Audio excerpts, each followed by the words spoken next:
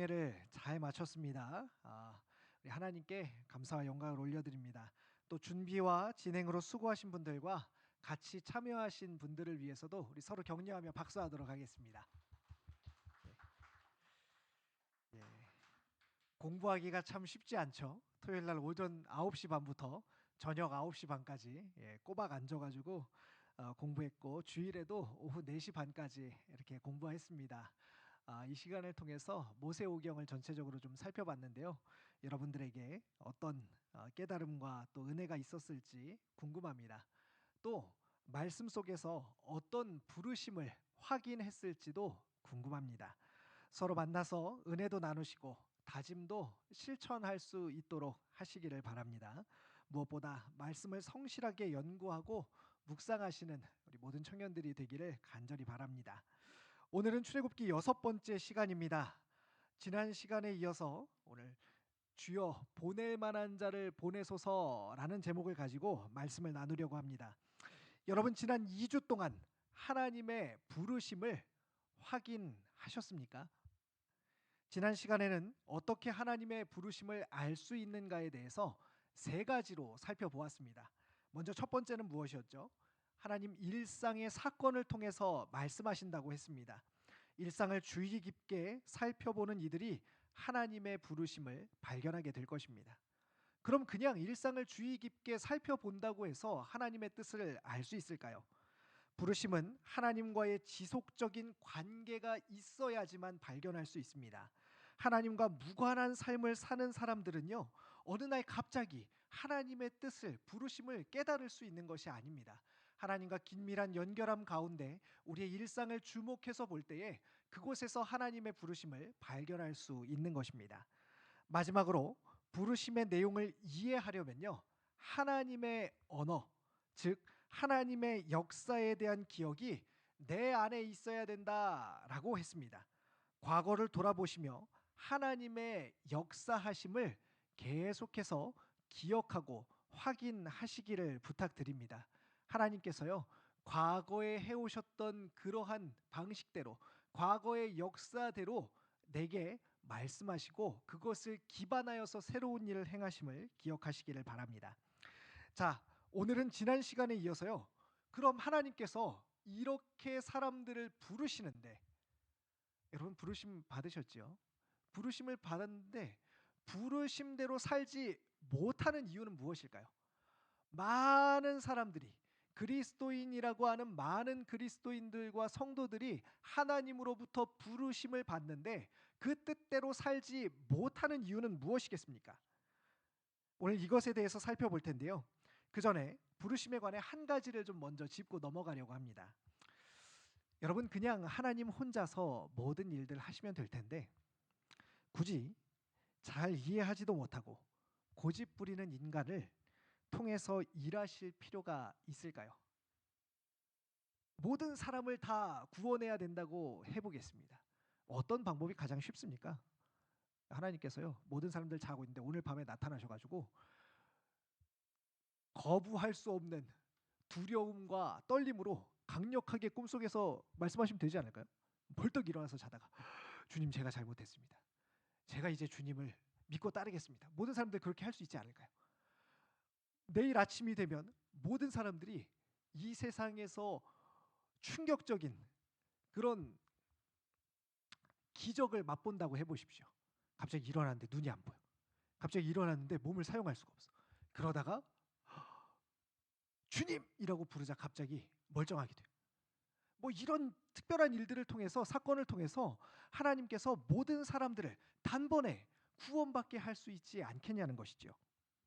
그런데 왜 하나님은요, 굳이 우리 한 사람 한 사람을 택하셔서 하나님을 만나게 하시고 우리 각자를 하나님의 사람으로 빚어가고 만드셔서 우리로 하여금 우리를 설득해서 하나님의 뜻대로 살아가게 하는 방식을 통해서 세상을 구원하실까 하는 질문이 있는 것이죠. 현대 사회를 살아가는 우리는 효율성이 굉장히 중요합니다. 얼마나 합리적이고 효과적으로 일할 수 있는지가 곧 생산성과 연결되기 때문입니다. 그러다 보니 자연스럽게 이런 방식으로 하나님을 이해하고자 합니다. 그러나 하나님에게는 효율성이 별로 중요하지 않습니다. 생산성이나 이득도 하나님께는 별로 필요가 없습니다. 하나님은 시간을 초월하시며 무엇이든지 뜻하는 대로 이루실 수 있는 분이기 때문입니다. 그러면 하나님은 왜 사람들을 불러 일하실까요? 답은 하나님께서 그렇게 하시기로 작정하셨기 때문입니다. 하나님에게는 일 잘하는 로봇이 필요하지 않습니다. 하나님과 인격적인 관계를 가지고 하나님의 뜻을 깨닫고 하나님을 의지하여서 살아가는 사람들을 통해서 하나님의 뜻을 이루시기로 작정하신 것입니다. 하나님께는 어떤 일보다 그래서 하나님의 자녀들이 중요합니다. 자녀가 그 일을 통해 어떻게 성장하고 변화하고 나와 어떤 관계를 맺고 있는지가 하나님에게는 정말로 중요한 일이 되는 것입니다.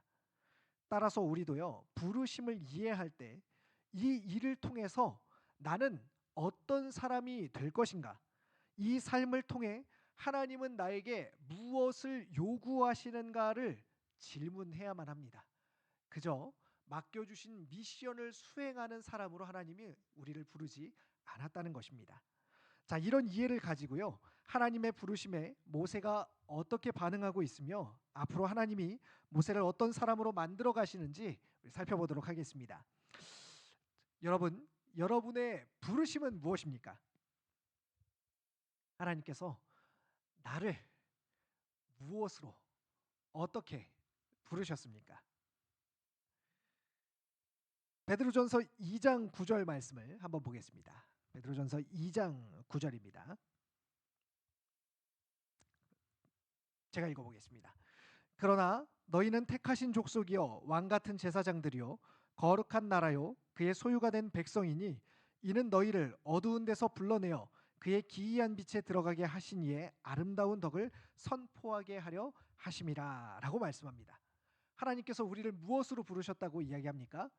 백성으로 부르셨다고 얘기합니다. 하나님의 소유로 부르셨다고 이야기합니다.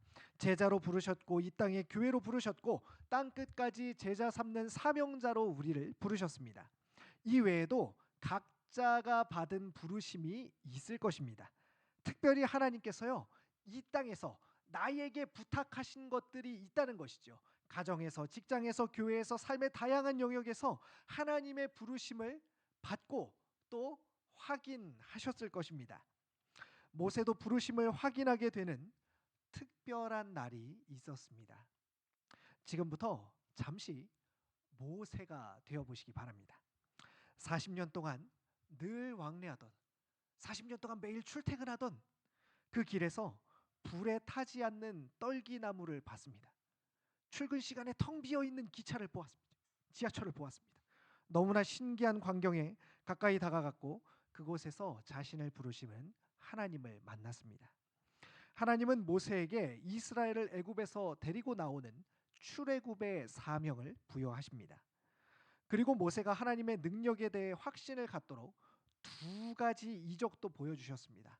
모세가 늘 가지고 다니던 지팡이를 뱀이 되게 했다가 다시 모세가 그 지팡이를 잡자 다시 지팡이로 돌아오는 이적을 보여주셨고요. 손을 품 안에 넣었다가 꺼내자 손에 병이 발생했고 또 다시 손을 품에 넣었다 꺼내자 병이 낫게 되었습니다. 그리고 이보다 더 많은 이적을 사람들 앞에 보여주실 것도 직접 약속해 주셨습니다. 자, 이렇게 일상에서요, 놀라운 일들, 특별히 초자연적인 현상들을 경험하고요, 거부할 수 없는, 의심할 수 없는 하나님의 음성을 듣고 인격적으로 내가 하나님과 대화를 나누었다고 한다면요, 여러분은 어떻게 대답하시겠습니까?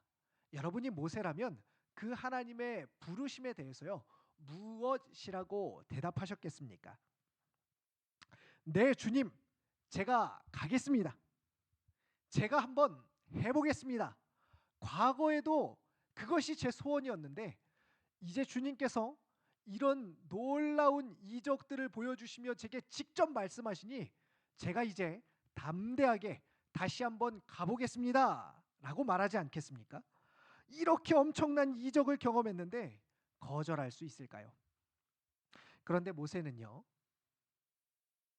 우리 예상을 뒤집고 하나님께 다른 반응을 보여줍니다. 오늘 우리가 함께 읽었던 4장 10절입니다. 우리 4장 10절 말씀 한번 읽어보겠습니다. 시작.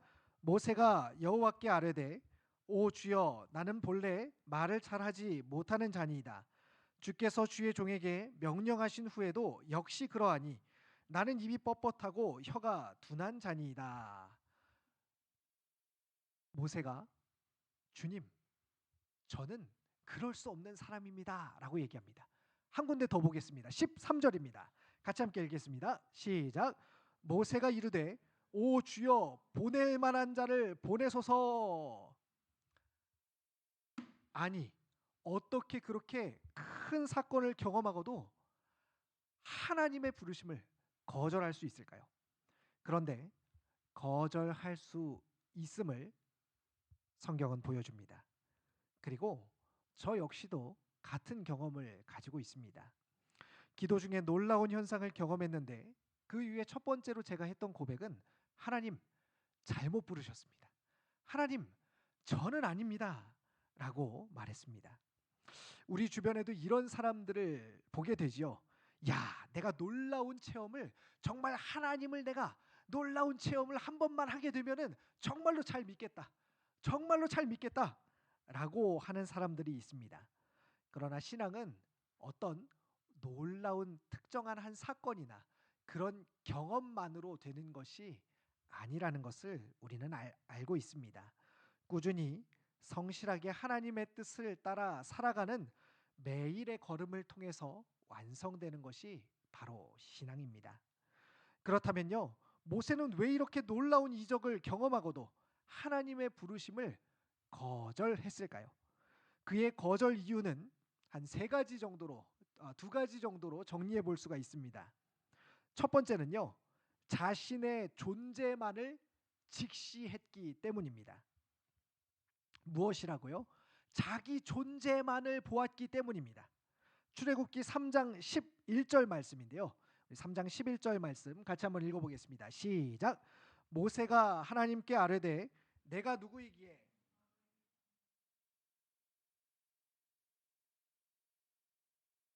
여러분, 하나님께서 모세를 불렀을 때 모세가 첫 번째로 한 대답입니다. 모세를 누가 불렀습니까? 하나님이 부르셨지요. 모세가 하나님 제발 저를 좀 불러주십시오 한 게 아니라는 거예요. 하나님께서 모세를 찾아오시고 모세를 부르셨습니다. 그런데 모세는 무엇이라고 답합니까? 내가 누구이기에 라고 답합니다. 우리도 이럴 때가 많습니다. 처음 취업할 때는 하나님께서 나를 이곳에 보내셨습니다 라고 고백합니다.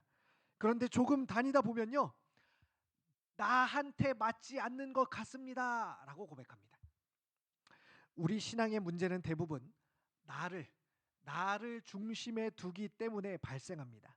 내 중심으로 말씀을 해석하고 나 중심으로 다른 사람들과 관계하고 나 중심으로 살다 보니 하나님을 중심으로 해서 살아야 하는 이 신앙생활이 너무나 어려운 것입니다. 나는 이방인 추방자인데 어떻게 신과 같은 바로와 싸울 수 있겠습니까? 라고 지금 자신의 존재와 바로의 존재 사이에서 지금 고민하고 있는 것이죠. 싸우려면 적어도 동등한 존재이든지 그보다 우월한 존재여야 승리할 가능성이 있는데 이건 말도 안 되는 것입니다. 저 사람은 나보다 직급도 높고 나보다 나이도 많은데 내가 복음을 전해도 될까? 저 사람은 나보다 훨씬 더 도덕적으로 또 여러 가지 형편에서 나은 사람 같은데 내가 칭찬하거나 그에게 무언가를 제공해도 괜찮은 것일까? 좀 부당해도 이것이 여기 문화야. 내가 말한다고 이게 달라지겠어? 라고 하는 우리 자신의 존재만을 바라볼 때에 이와 같은 질문들이, 그리고 이와 같은 대답들이 우리 안에 있을 수밖에 없다는 것이지요. 이처럼 부르심 앞에서 내가 누구인지를 확인할수록 우리는 용기를 잃게 되고 결국 할 수 없습니다. 내가 누구이기에 하겠습니까? 라는 대답을 할 수밖에 없을 것입니다. 두 번째로는요, 왜 하나님의 부르심을 거절하게 되냐면요, 두 번째는 현실만을 주목하기 때문입니다. 무엇이라고요? 현실만을 주목하기 때문입니다. 4장 10절 다시 한번 보면요. 모세가 여호와께 아뢰되 오 주여 나는 본래 말을 잘하지 못하는 자니이다. 주께서 명령하신 후에도 그러하니, 하나님께서 명령하셨는데 명령하신 후에도 나는 여전히 말 못하는 사람이라고 말하는 것입니다. 모세는 자신이 말을 잘 못하는 사람임을 거듭 강조하고 있습니다. 그러면서 맡기신 사명을 거절합니다. 모세는 다중 언어를 사용하는 사람이었습니다. 히브리 말과 이집트 말을 기본적으로 할 줄 아는 사람이었어요. 그런데 연구 결과에 따르면요, 이중 언어 사용자는 단일 언어 사용자에 비해서 실제로 말할 때 사용하는 단어의 수가 70% 정도밖에 되지 않는다고 합니다.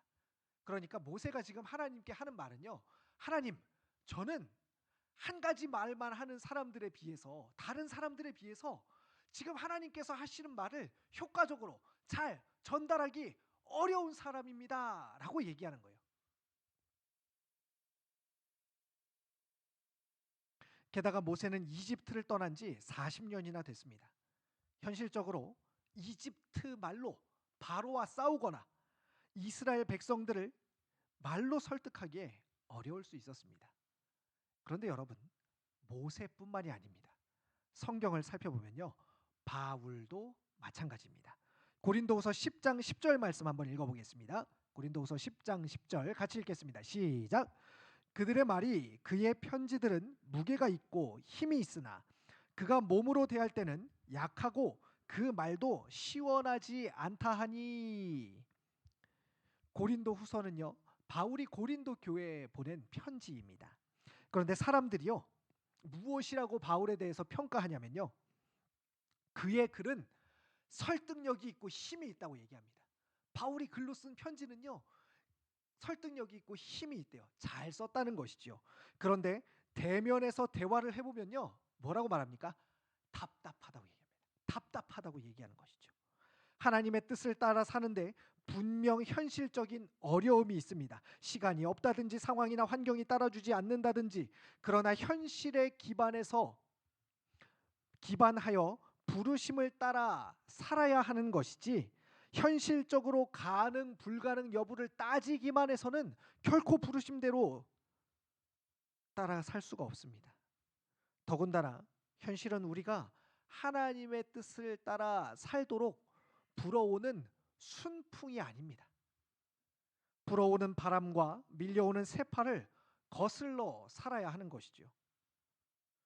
저도 목회를 하다 보니 이런 부담이 참 많이 있습니다.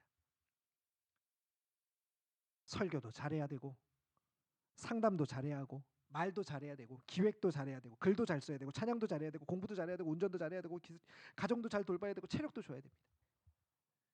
현실적으로요, 혼자서 이걸 다 하는 것은, 다 잘하는 것은요, 불가능합니다. 그러다 보니 모세의 태도는요, 소극적이 되고 맙니다. 그래서 13절에 이렇게 말하죠. 오 주여, 보낼 만한 자를 보내소서. 그렇다면 여러분, 어떻게 하면 우리는 부르심을 따라 살 수 있을까요? 이런 여러 가지 현실적인 이유들과 실제적인 이유들을 뒤로 하고 어떻게 하면 하나님의 부르심을 따라 살 수 있을까요? 첫 번째는요, 저를 따라해 보시기 바랍니다. 하나님을 주목하라. 모세가 자신과 자기가 처한 현실을 주목할 때 하나님께서는요, 모세에게 이렇게 말씀하십니다. 11절 말씀입니다. 4장 11절 한번 읽어보겠습니다. 시작. 여호와께서 그에게 이르시되 누가 사람의 입을 지었느냐? 누가 말 못하는 자나 못 듣는 자나 눈 밝은 자나 맹인되게 하였느냐? 나 여호와가 아니냐? 하나님은 상황을, 현실을 바라보고 있는 모세를 향해서요, 누가 너를 만들었느냐? 사람의 주인이 누구냐? 내가 처한 상황의 주관자가 누구냐라고 질문하십니다. 하나님은 우리 자신이 아니라 일을 맡기는 하나님을 주목하라고 말씀하십니다. 청년 여러분, 신앙의 싸움은 가치관의 싸움입니다. 시선을 지키는 싸움입니다. 끊임없이 나의 시선을 빼앗아가는 것들로부터 하나님을 향하여서 고정하기로 했던 그 시선을 잃지 않는 싸움인 것이죠. 오직 하나님을 주목하는 사람만이 부르심을 따라갈 수 있습니다. 인생에 수많은 질문이 있고 선택지가 있는데 어떻게 해야 될까요? 하나님을 주목하십시오. 오직 하나님께 답이 있습니다. 두 번째는요. 다시 한번 저를 따라해 보겠습니다. 하나님의 도우심을 믿으라. 12절은요. 하나님께서 모세의 입과 함께 있어 할 말을 가르쳐 주시겠다라고 얘기합니다. 그리고 뒷부분을 가면요. 하나님께서 이 일을 위해서요. 모세가 계속해서 아이고 주님 저는 말을 못해서 이게 문제입니다 라고 하니까 뭐라고 말씀하시면요. 말 잘하는 너의 형 아론이 있지 않냐. 내가 그를 너에게 보내주겠다라고 얘기합니다. 그런데 이 아론을요. 여러분 어디서 만납니까? 이집트에 가서 만나지 않아요. 이집트에 도착하기 전에 아론을 만납니다. 계산해 보면요. 지금 이 말을 듣고 있을 때 하나님께서 너의 형 아론을 내가 너에게 보내주겠다라고 할 때 아론이 이집트에서 모세가 있는 미디안 광야로 출발했음을 알 수 있어요. 그러니까 이미 어때요? 하나님께서는요. 도울 사람들, 도움을 이미나 만들어 놓고 계신 겁니다. 걱정할 필요가 없다는 거예요. 우리는 자칫 하나님은 명령하고 우리는 그 명령을 알아서 어떻게든지 수행하는 관계로 오해할 수 있습니다. 그러나 하나님은 모세가 하나님의 명령에 따르고자 할 때 모세를 도우실 것을 약속하십니다. 하나님은 부르실 뿐만 아니라 돕는 분이십니다. 바울은 로마서 8장에서 성령도 우리의 연약함을 도우시나니 라고 말합니다. 그 성령님은 오늘날 우리를 돕는 분이십니다. 하나님은 나의 연약함, 나의 부족함, 나의 죄인됨을 아시기에 나를 홀로 방치하지 않으십니다. 함께 하시며 하나님을 따라 살 수 있도록 도와주십니다. 부르심을 따라 살고자 하는 분들은요. 이 도우심에 대한 확신이 있어야 합니다. 그렇지 않으면요. 나를 부르신 하나님을 오해하고 그 부르심을 이루지 못하고 그 부르심을 혼자 감당하려고 내 힘으로 안간힘 쓰다가 주저앉게 되고 말 것입니다. 자, 마지막 세 번째입니다. 저를 따라해 보겠습니다. 용기 내어 결단해야 한다. 모세를 믿음 없는 사람으로 오해하지 마십시오. 말 안 듣고 고집 부리는 그런 고집불통의 인간으로 오해하지 마십시오. 모세에게 맡겨주신 사명은 자기 목숨을 걸어야 하는 매우 중대한 일이었습니다. 절대 권력자인 바로와 싸우는 일은요. 그렇게 만만한 일이 아닙니다. 쉽게 승낙하기 어려운 것이죠. 어쩌면 바로와 한마디도 해보지 못하고 이집트에 도착하자마자 죽임당할 수도 있는 것입니다. 그래서 어쩌면 모세의 반응은 우리 인간 본연의 자연스러운 반응일 것입니다. 부르심을 따르는 일에는 용기가 필요합니다. 생각해보면 너무나 당연합니다. 세상의 가치관을 따르지 않는 일에는 무조건 저항이 따르기 때문입니다. 그러나 결단하고 움직이지 않으면 아무것도 볼 수 없습니다. 하나님의 도우심도 볼 수 없고 하나님의 뜻을 이룰 수도 없습니다. 하나님의 예비하신 은혜를 만나려면 요단강에 발을 내디뎌야만 하는 것입니다. 여러분에게 주신 믿음은요. 이럴 때 사용하는 것입니다. 믿습니다. 믿습니다. 큰 소리로 외치는 데 사용하는 것이 아니라 내가 내디딜 수 없다고 생각하는 일에 발을 힘있게 용기 있게 내려보는데 우리의 믿음이 필요한 것입니다. 말씀을 정리하겠습니다. 하나님의 부르심을 따라 살기에 쉽지 않은 시대입니다. 우리를 둘러싸고 있는 모든 환경이 우리의 신앙을 거슬러 가고 있기 때문입니다. 그러나 하나님은 여전히 사람들을 부르시고 나를 여러분을 통해 일하시기로 작정한 그 작정을 굽히지 않으십니다. 하나님의 부르심을 깨달으셨습니까? 하나님의 부르심이 여러분 안에 있으십니까? 그렇다면 그 부르심에 순종하시기를 바랍니다. 나를 바라보지 말고 하나님을 바라보십시오. 상황을 바라보지 말고 하나님의 도우심을 믿고 나아가시기를 바랍니다. 거대한 바로 앞에 나가는 모세에게 하나님이 함께 하셨듯이 여러분의 삶에도 역사하시는 하나님을 믿고 주여 내가 여기 있나이다. 나를 보내소서 결단할 수 있는 우리 모두가 되기를 간절히 바랍니다. 기도하겠습니다. 하나님, 우리에게 주신 부르심을 따라 살기 원합니다. 그럼에도 세상을 바라볼 때, 또 나 자신을 바라볼 때 너무나 미약하고 너무나 연약하고 너무나 부족해서 머뭇거리고 자리에 주저앉을 때가 참 많음을 고백합니다. 주님, 다시 나를 불러 주시옵소서. 하나님의 뜻대로 살도록 다시금 격려하여 주시옵소서.